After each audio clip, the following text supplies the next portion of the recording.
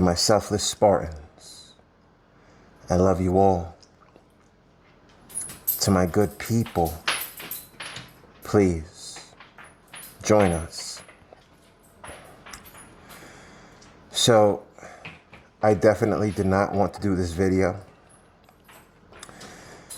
but my intuition is telling me that would make me selfish. And here we are not selfish. Here we are the selfless Spartans. I was very, very, very lonely. Extremely lonely. And I wanted to fix it. I didn't have the courage to wait for God to fix it. And so I was thinking about how I could fix my loneliness, how I could be around someone who sees past the mask and sees my heart for what it truly is. So I thought to myself,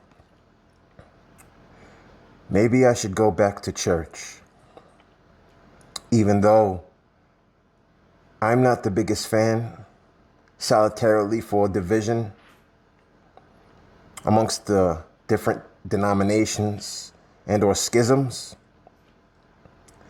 I feel like division is the practice of the demon and or the enemy. I love the church. I love those who go to the church. I love the good-hearted people. But for me, I believe we should all worship God together. That's just my belief. And so I thought to myself, I should not go to church if I'm only going primarily to try and meet someone who will be kind to me.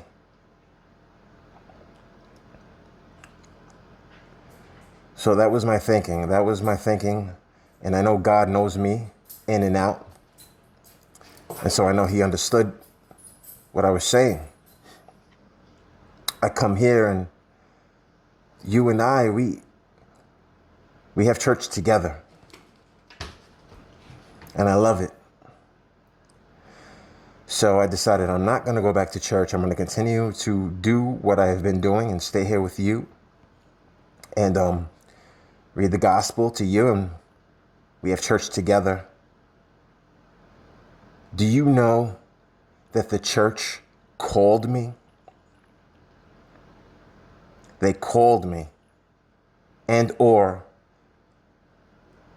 corresponded with me. Do you want to know what the correspondence was? Look for yourself. The church called me and or corresponded with me because they want me to read to the congregation. Now, my enemies will only find a way to misunderstand this, but those of you who can finally see past this mask and see my heart can probably tell that I'm a good person,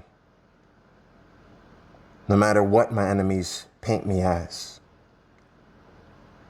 So while I was lonelier than I've ever been in my entire existence,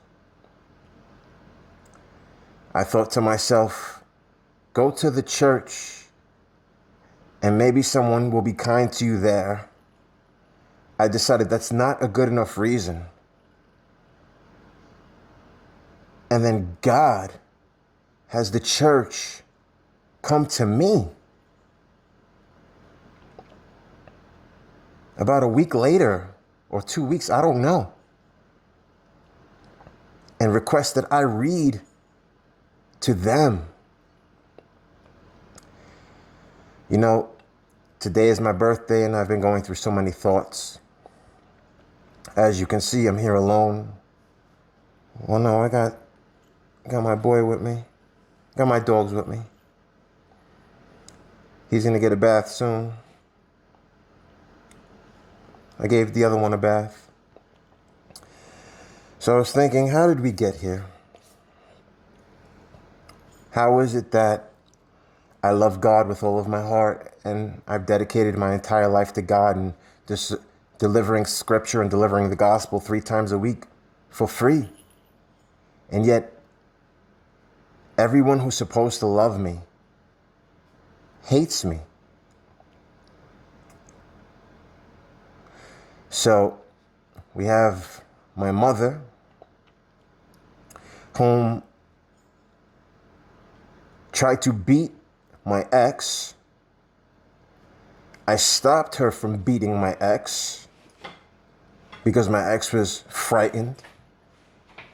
And as a man, we are here to protect and serve. I intervened and made sure that she did not touch my ex, and my mother then called the police on me and had me sleep on the streets again. Okay? My father was beating me with closed fists. He was punching me in my face because my mother left him for beating her. My father was beating me with closed fists to my face because my mother left him for beating her. Okay? I accidentally threw one punch. It was a reflex that I regret to this day, and I dropped him. As a result, he too called the police on me, and yet again, I was homeless. Okay?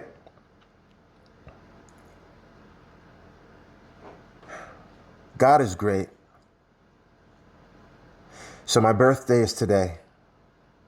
And something that many of us just don't acknowledge is we must put God first in all that we do. Okay? Today is my birthday. It is Saturday. I didn't do anything last night. I stood home alone. I'm not going to do anything today.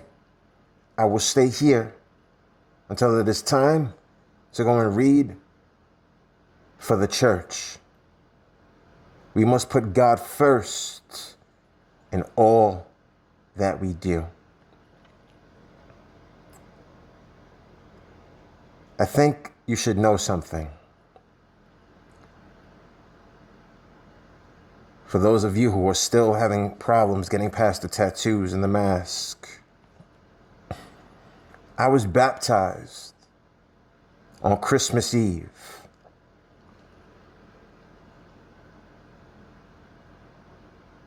Christmas Eve.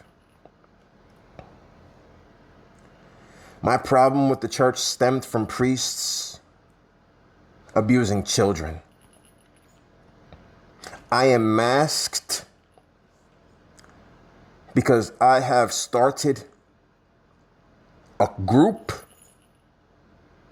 who is going to overlook and make sure the children are safe.